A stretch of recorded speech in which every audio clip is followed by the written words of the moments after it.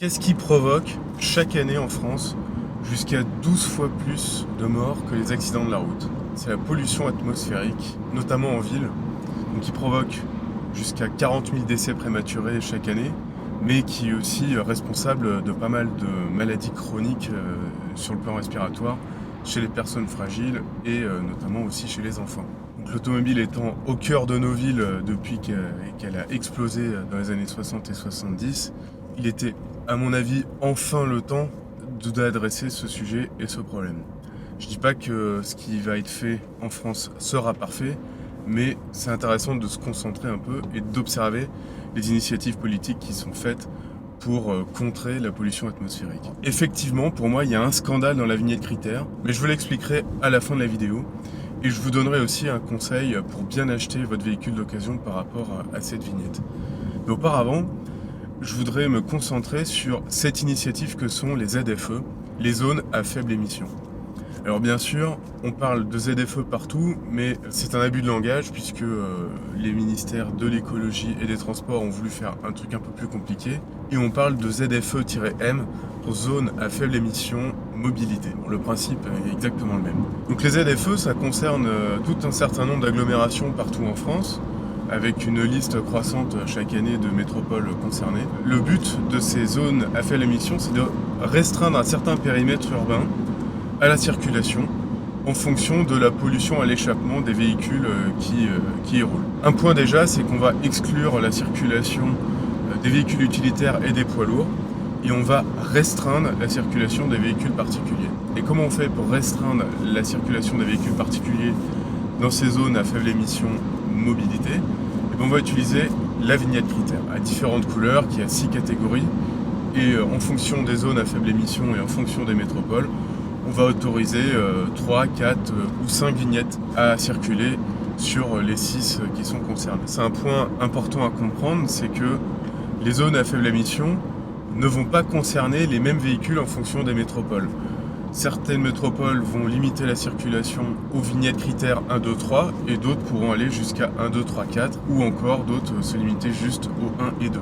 Alors critère 1, critère 2, critère 3, qu'est-ce que ça veut dire tout ça? Commençons d'abord par la critère 0 qui est la vignette critère que j'ai sur ma Twingo électrique. Et cette critère 0 s'applique justement aux véhicules électriques et aux véhicules à pile à combustible qui tournent à l'hydrogène. Alors l'hydrogène, je vous en ai déjà parlé dans une vidéo. Autant d'un point de vue CO2 pour la planète, c'est une solution qui est très discutable, en tout cas aujourd'hui. Mais en ce qui concerne la qualité de l'air dans les villes, c'est tout comme les véhicules électriques, une bonne solution puisque ça permet d'éviter l'émission de particules et d'oxyde d'azote. Après cette vignette critère 0, donc qui est la plus favorable en ce qui concerne la circulation dans les ZFE, il y a la vignette critère 1, donc qui est violette, qu'on trouve sur tous les véhicules essence Euro 6 et Euro 5. Euro 5 et Euro 6, ce sont des normes d'émissions définies par l'Union européenne, d'émissions de polluants à l'échappement avec certains seuils à ne pas dépasser, donc en ce qui concerne notamment les particules fines et les oxydes d'azote. Et bizarrement, les normes Euro, que ce soit 1, 2, 3, 4, 5 ou 6, ont toujours été plus restrictives pour les véhicules à essence que pour les véhicules diesel. Donc c'est pour ça que la critère 1 ne s'applique qu'aux véhicules essence. Donc véhicule essence Euro 5 ou Euro 6, vous lirez partout que c'est immatriculé à partir du 1er janvier 2011. Alors c'est pas tout à fait vrai, puisqu'à partir du 1er janvier 2011, les véhicules immatriculés devaient obligatoirement respecter la norme Euro 5, mais ça n'empêchait pas à des véhicules immatriculés avant en 2010 de respecter cette norme. Donc si vous avez un véhicule immatriculé, on va dire en septembre 2010, qui respectait déjà la norme Euro 5, vous serez éligible à la vignette critère 1. Donc 2011, voire même 2010, ça veut dire que vous pouvez acheter un véhicule d'occasion qui a 10 ans, voire un peu plus, et être tout à fait éligible à circuler dans les zones à faible émission mobilité. Donc on n'est pas sur une restriction aussi violente que certains voudraient nous le vendre. Mais une restriction quand même, ne nous trompons pas. Donc dans la critère 1, on retrouve aussi tous les véhicules hybrides rechargeables, les véhicules au gaz, donc notamment GPL et aussi GNV pour certains.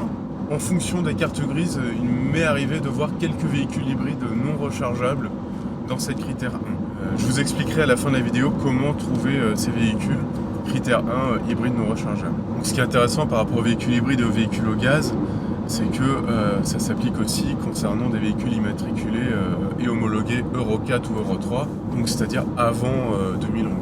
La deuxième catégorie de vignettes critères, c'est la critère 2, donc qui est jaune, très fréquente. Et cette vignette jaune, critère 2, concerne les véhicules essence Euro 4 et les véhicules diesel Euro 5 et Euro 6. Donc, concernant les véhicules diesel, là encore, ce qui était obligatoire à partir de 2011, mais on peut éventuellement en trouver un petit peu avant, notamment en 2010. Et concernant la norme Euro 4, c'est la norme qui était obligatoire entre 2006 et 2011. Pour le moment, la critère 2 permet aussi de circuler dans les zones à faible émission. Dans ce que j'ai pu voir dans les métropoles aujourd'hui, très peu de restrictions qui sont limitées à la critère 2. Ce qui pourra poser problème, c'est plus le fait que la voiture soit diesel, où là, certaines villes et certaines métropoles veulent bannir le diesel dès 2024, même s'il est critère 2. Mais si vous achetez un véhicule essence critère 2, là vous n'aurez a priori pas de problème.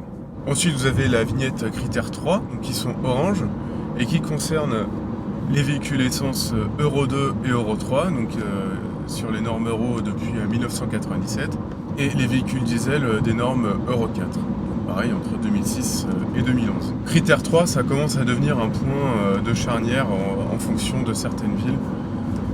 La plupart des villes acceptent les critères 3, mais il se peut que certaines se limitent vraiment qu'aux critères 1 et critères 2 en ce qui concerne les véhicules thermiques. Donc vraiment regardez si vous voulez acheter un véhicule d'occasion à petit budget, assez ancien. En ce qui concerne la critère 3, si vous avez une ZFE pas loin de chez vous, renseignez-vous par rapport à la vignette éligible. Et enfin, on a les vignettes critère 4 et critère 5, donc marron et noir, qui ne concernent là que les véhicules diesel, donc Euro 3 pour la critère 4 et Euro 2 pour la critère 5, immatriculés sur des normes Euro obligatoires entre 1997 et 2005. Parce que là, on identifie clairement les véhicules d'occasion à ne pas acheter, ou alors vraiment avec de grosses pincettes et des gros mets en fonction des usages que vous pouvez en avoir. C'est dommage parce qu'on peut trouver des véhicules qui sont très bien entretenus et en bon état sur le marché de l'occasion, mais la vignette critère 4 et critère 5 restreindra la circulation de ces voitures dans quasiment toutes les zones à faible émission. Je pense que l'initiative de classer les véhicules et de reconnaître les véhicules par rapport à leur émission polluante et à la qualité de l'air en ville est pas spécialement une mauvaise initiative. Ce que je regrette en premier, c'est que vous pouvez avoir des véhicules très émetteurs de CO2 qui auront une excellente vignette critère. Si vous prenez un Porsche Cayenne Turbo S immatriculé récemment en norme Euro 6, vous aurez quelque chose qui va émettre beaucoup de CO2, surtout en ville, mais qui d'un point de vue vignette critère sera critère 1. Ça a du sens par rapport à la qualité de l'air en ville. Les normes Euro 6 ou Euro 5 imposent des maximums qui sont les mêmes partout. Mais d'un point de vue image de marque et communication politique, je trouve ça regrettable qu'il n'y ait pas eu un certain seuil de CO2 qui limite l'obtention de la vignette critère 1. Histoire de dire, si vous voulez circuler en ville, ne prenez pas un véhicule qui émet beaucoup de CO2 tout simplement. Parce que l'écologie en matière de transport et de mobilité, c'est certes la qualité de l'air, mais c'est aussi selon moi les émissions de CO2 et le réchauffement climatique. Ça c'est vraiment un avis personnel. Je pense qu'on aurait dû avoir une condition CO2 pour inciter les gens à ne pas acheter de véhicules trop émetteurs pour circuler en ville. Mais d'un point de vue émissions polluants, particules fines et dioxyde d'azote, la prise en compte du CO2 n'a strictement aucun sens. C'est pas parce que vous émettrez plus de CO2 en ville que vous allez avoir les conséquences liées aux émissions de particules et de dioxyde d'azote.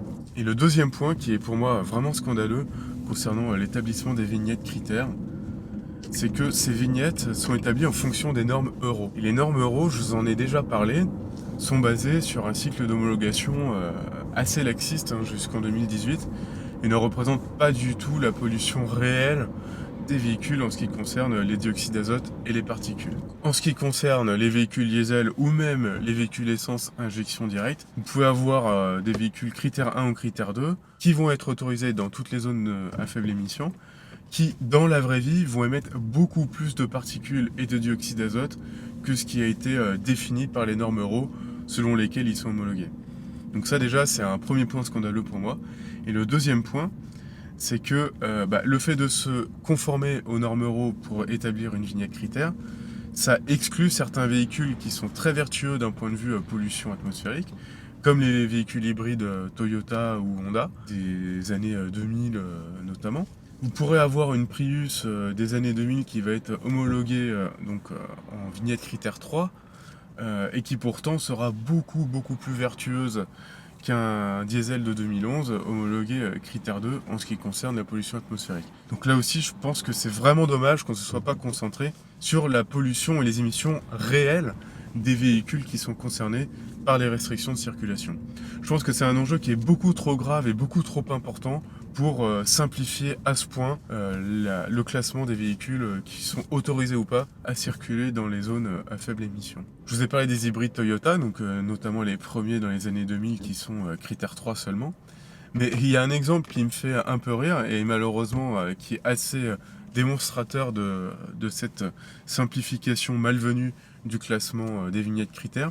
C'est la Honda Civic CVCC. Je vous mets la signification de l'acronyme ici, qui a été développée aux États-Unis dans les années 70 pour répondre aux premières normes qui étaient naissantes à l'époque en ce qui concerne les émissions à l'échappement et la qualité de l'air. Donc c'est le Clean Air Act en l'occurrence. C'est très intéressant le travail qu'avait fait Honda à l'époque, puisqu'ils ont tout simplement voulu éliminer la pollution, donc c'est-à-dire les dioxydes d'azote et les particules, dès la combustion dans les cylindres du moteur essence. Donc la Honda Civic CVCC, c'est un véhicule qui encore aujourd'hui respecterait les normes Euro 6 si on voudrait l'homologuer, tout en se passant de catalyseur. C'est assez dingue pour un véhicule essence. Je voulais saluer quand même ce qu'avait fait Honda à l'époque, vouloir se concentrer vraiment sur l'élimination de la pollution à la source. Et vu que la Honda Civic à l'époque était assez légère, on n'était pas obligé de faire tourner le moteur en mélange pauvre pour avoir des consommations moindres. Un concept très intéressant à l'époque. Pour conclure, je voudrais vous donner un conseil si vous cherchez un véhicule d'occasion qui respecte une certaine vignette critère. Vu que c'est assez difficile de s'y retrouver, et vu qu'on peut trouver des véhicules d'occasion avec une meilleure vignette critère que ce que leur date d'immatriculation laisserait supposer, je ne saurais trop vous encourager à demander aux vendeurs des véhicules d'occasion que vous cherchez de vous fournir un rapport Histovec. Donc Histovec, c'est un service public qui vous expliquera un peu la vie de la voiture que vous achetez depuis son immatriculation en France. Et sur le rapport Histovec, vous verrez la vignette critère à laquelle est éligible votre véhicule d'occasion. C'est très intéressant, notamment si vous voulez acheter un véhicule essence immatriculé, on va dire fin 2010, qui pourrait être éligible à la critère 1. Ou alors un véhicule diesel, pareil, immatriculé dans ces mêmes périodes et éligible à la critère 2. Histovec, qui est un service public gratuit, tout vendeur peut demander un rapport Histovec pour rassurer son acheteur sans problème. Il existe d'autres services commerciaux qui vous donneront peut-être des rapports plus détaillés, mais le service public Histovec vous donnera gratuitement tout un tas d'informations et notamment les vignettes critères à laquelle le véhicule d'occasion est éligible. Et ça aujourd'hui, en ce qui concerne les ZFE, c'est à mon avis une information très importante à obtenir avant d'acheter un véhicule d'occasion. Alors dites-moi dans les commentaires si vous êtes acheteur en ce moment ou prochainement d'un véhicule d'occasion, notamment si vous cherchez un véhicule petit budget. Est-ce que vous trouvez des difficultés par rapport à vos recherches et aux vignettes critères? Est-ce que vous avez une zone à faible émission dans une ville pas loin de chez vous? Expliquez-moi tout ça en commentaire. C'est vraiment un sujet qui est très important dans les années qui viennent, avant bien sûr la transition vers des véhicules 100% électriques. N'oubliez pas aussi de faire un tour sur les autres vidéos de la chaîne et sur l'onglet communauté. Il y a encore plein de sujets à commenter et à débattre. Comme d'habitude, moi je suis ravi de lire vos histoires d'automobilistes. Et en attendant de discuter d'un prochain sujet, je vous souhaite une bonne route et je vous dis à bientôt.